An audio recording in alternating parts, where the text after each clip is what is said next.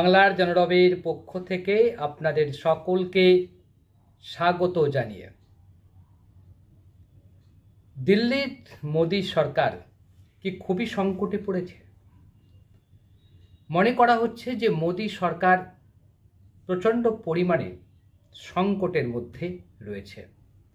আমরা বিগত কয়েকদিন ধরেই বলছিলাম যে মোদী সরকার যে কোনো সময় পড়ে যেতে পারে, তার উপর থেকে সমর্থন তুলে নিতে পারে বেশ কয়েকটি শরিক দল, তার মধ্যে চন্দ্রবাবু নাইডু একটা। কিন্তু তার আগেই মোদী সরকার ভেতর থেকে কোথাও একটা দুর্বল হয়ে পড়েছে, বিজেপির মধ্য থেকে দুর্বল হয়ে গেছে। বিজেপির সাংসদদের মধ্যেই মোদী বিরোধী একটা শক্তি জেগে উঠেছে হঠাৎ, যার ফলে মোদী প্রচণ্ড পরিমাণে ভয় পাচ্ছেন। মোদীজি, আপনারা জানেন যে গতকাল হঠাৎই নরেন্দ্র মোদী মিটিং করতে গেলেন দেশের রাষ্ট্রপতির সঙ্গে, তার কিছুক্ষণ পরে গেলেন অমিত শাহ মিটিং করতে।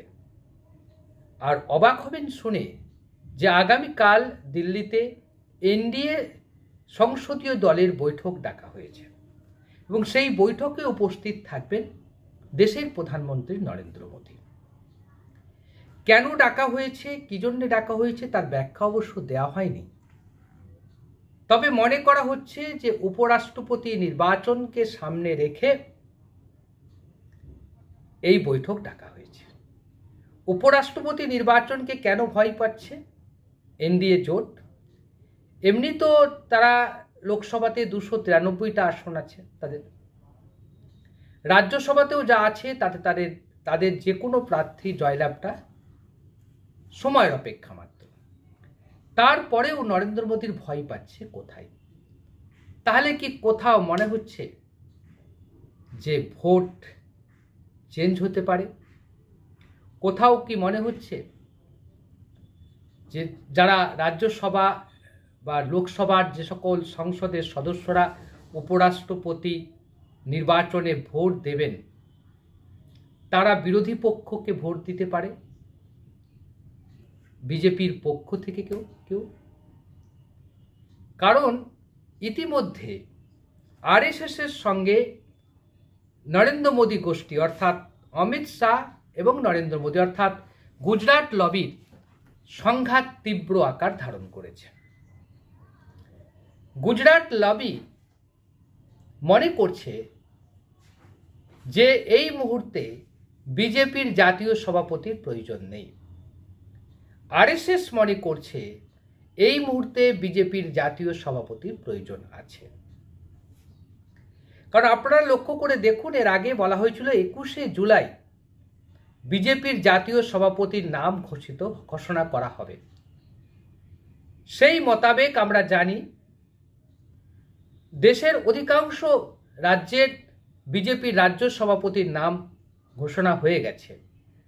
বিজেপির যে সংবিধান আছে, বিজেপি দলের যে সংবিধান আছে, সেই সংবিধানের নিয়মের মধ্যে পড়ে 19টা রাজ্যের সভাপতি পদ ঘোষিত হয়ে যাওয়ার তারপরেই জাতীয় সভাপতির পদ ঘোষণা হতে পারে। প্রায় অধিকাংশই হয়ে গেছে, কয়েকটা রাজ্য বাদ দিলে। জম্মু কাশ্মীর, সম্ভবত জম্মু কাশ্মীর আর উত্তরপ্রদেশ, এই কটা রাজ্য বাদ দিলে মোটামুটি 3-4টে হয়তো রাজ্য বড্ডজোর হবে, বাদ দিলে বাকি সব ঘোষণা হয়ে গেছে। তারপরেও বিজেপির সভাপতি নাম ঘোষণা করতে পারেনি গুজরাট লবি, বিশেষ করে নরেন্দ্র মোদী এবং অমিত শাহ গোষ্ঠী। তারা মনে করছে যে জেপি নাড্ডাকে যদি জাতীয় সভাপতি পদে রাখা হয় তাতে নরেন্দ্র মোদী এবং অমিত শাহের পক্ষে সরকার চালানোটা সুবিধা হবে। আর আরএসএস মনে করছে যে না, আরএসএস এর লোক ওই চেয়ারটাই বসবে। আরএসএস এর লোক যেমন পরম্পরাগতভাবে বিজেপির জাতীয় সভাপতি হতেন, ঠিক সেরকম ভাবেই এবারেও আরএসএস এর লোকেরাই বিজেপির জাতীয় সভাপতির পদে বসবেন। মাঝখানে নরেন্দ্র মোদী চেষ্টা করেছিলেন দেশের অর্থমন্ত্রী নির্মলা সীতারামনকে দেশে জাতীয় সভাপতি করার দিকে। তাৎক্ষণিকভাবে আরএসএস জাতীয় সভাপতি হওয়ার দৌড়ে রাজস্থানের প্রাক্তন মুখ্যমন্ত্রী বসুন্ধরা রাজেকে নামিয়ে দেয়। সংকটে পড়ে যায় নরেন্দ্র মোদী। ইতিমধ্যে 21শে জুলাই আমাদের দেশের উপরাষ্ট্রপতি জগদীপ ধনকর পদত্যাগ করেন। তারপরে অবশ্য এই গুজরাট লবি আরএসএসকে বলে যে একটু সবুর করুন, একটু ধৈর্য ধরুন, কারণ আমরা উপরাষ্ট্রপতি নির্বাচনটা করে নিই। উপরাষ্ট্রপতি নির্বাচন সেপ্টেম্বর মাসে হবে, ওই কটা দিন হবে, সেপ্টেম্বরের পরে আমরা জাতীয় সভাপতির নাম ঘোষণা করে দেব। ইহবাহ্য। এরপরে বলা হচ্ছে, আজকে দেখলাম একটা হিন্দি কাগজে বেরিয়েছে খবরটা, যে বলেছে না এখন জাতীয় সভাপতি বেরোবেন, হবে না কেউ, কারণ সামনে বিহারের বিধানসভা নির্বাচন আছে। বিহার বিধানসভা নির্বাচনের পরে জাতীয় সভাপতির নাম ঘোষিত হবে। উল্টো দিকে জগদীপ ধনকর পদত্যাগ করেছেন, উপরাষ্ট্রপতি নির্বাচনের ঘণ্টা বাজিয়ে দিয়েছে নির্বাচন কমিশন। স্বাভাবিক নিয়মেই প্রার্থী তালিকা বাছাইয়ের কাজ চলছে, বিশেষ করে এনডিএ জোটে অর্থাৎ শাসক গোষ্ঠীতে। তারা তখন এবার এখানে এই আরএসএস খেলাটা খেলতে শুরু করেছে। আরএসএস এর খেলাতে আরএসএস বলছে জাতীয় সভাপতি পদে আমার লোককে এখনো নেওয়া হচ্ছে না, সেটাকে টালবাহানা করে তাদের সময় নেওয়া হচ্ছে। এবার উপরাষ্ট্রপতি নির্বাচনেও আমার লোককে প্রার্থী করতে হবে, না হলে কিন্তু আমি দেখে নেব। খুব কায়দা করে বলছি। এবং বিজেপির দলের মধ্যে, বিজেপির সাংসদদের মধ্যে যে 20-25 থেকে 30 জন যে সাংসদ যারা অতিরিক্ত আরএসএস ঘনিষ্ঠ, তারা বিদ্রোহ করতে পারে, তারা ক্রস ভোট দিতে পারে। এই আশঙ্কায় প্রতিটা নিয়ত ব্যতিব্যস্ত রয়েছে এনডিএ জোট। আপনারা সকলেই জানেন কিনা জানি না, শুধু এটুকু বলি, রাহুল গান্ধীর সঙ্গে আমাদের দেশের এক মন্ত্রী, নামটা বলছি না এই মুহূর্তে, গোপন বৈঠক করেছেন। সেই গোপন বৈঠকে রাহুলের কাছে প্রস্তাব দেওয়া হয়েছে ইন্ডিয়া জোট এবং এনডিএ মিলে একটা যৌথ একজনকে প্রার্থী করা হোক উপরাষ্ট্রপতি নির্বাচনে, যে বিনা প্রতিদ্বন্দ্বিতায় জিততে পারে।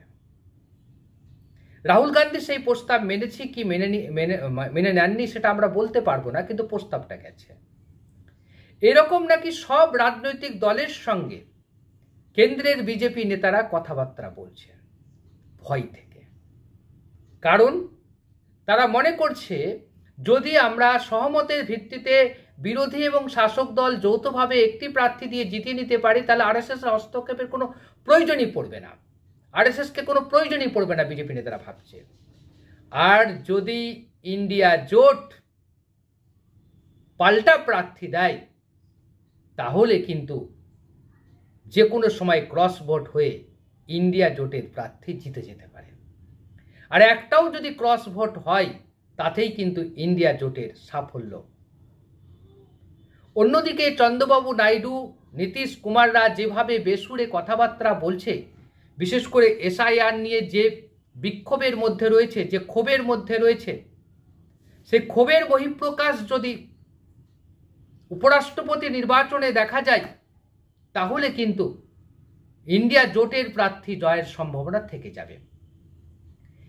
আর একবার যদি ফ্লোর টেস্টে উপরাষ্ট্রপতি নির্বাচনে শাসক দল তার প্রার্থীকে জেতাতে ব্যর্থ হয়, তাহলে নরেন্দ্র মোদী সরকার যে আরও দুর্বল হয়ে যাবে তা নিয়ে কোনো সন্দেহ নেই। সেই জায়গাটাই যাচ্ছে, সেখানেই শঙ্কিত হচ্ছে নরেন্দ্র মোদী, সেখানেই শঙ্কিত হচ্ছে অমিত শাহ। সেজন্য ঘন ঘন বৈঠক ডাকা হয়েছে। আগামীকাল এনডিএ জোটের বৈঠক ডেকেছেন প্রধানমন্ত্রী নরেন্দ্র মোদী। তিনি সেখানে স্বয়ং নিজে উপস্থিত থাকবেন এবং অবাক কাণ্ড উপস্থিত থাকবেন। সেখানে কি হতে পারে, বড় কিছু হতে চলেছে বলে আমরা মনে করছি। আজকে সকালেই ওম বিড়লা, স্পিকার ওম বিড়লা বিরোধী দলের নেতাদের সঙ্গে বৈঠক করেছেন। সেখানে হাত জোড় করে তিনি বলেছেন যে আপনারা সংসদকে চালাতে দিন, সংসদের কাজকর্মে অসুবিধা করবেন না, আপনাদের যে প্রস্তাব এসআইআর, এটা নিয়ে সরকারের সঙ্গে আমি কথা বলছি। সরকার রাজি হলে অবশ্যই আলোচনা হবে, আর সরকার যদি রাজি না হয় তাহলে আলোচনা হবে না। আগামীকাল এনডিএ জোটের বৈঠক ডেকেছেন নরেন্দ্র মোদী, তিনি উপস্থিত থাকবেন। এই বৈঠকে চন্দ্রবাবু নাইডুর প্রতিনিধি থাকবে তো? প্রশ্ন এখানে। যদি কোনো কারণে চন্দ্রবাবু নাইডুর প্রতিনিধি না থাকে, তাহলে মনে রাখবেন মোদী সরকারের পতন নিশ্চিত। উপরাষ্ট্রপতি নির্বাচনকে ঘিরেই আরএসএসের সঙ্গে মোদীর সংঘাত শেষ পর্যন্ত কোন পথ নেই সেদিকেই তাকিয়ে থাকবো আমরা। আপনারা কি বলছেন? আপনাদের মতামতের প্রত্যাশায় রইলাম। ভালো লাগলে লাইক করবেন, শেয়ার করবেন, সাবস্ক্রাইব করে আমাদের পাশে দাঁড়াবেন। আজ এই পর্যন্ত, আবারও দেখা হবে অন্য কোনো বিষয়।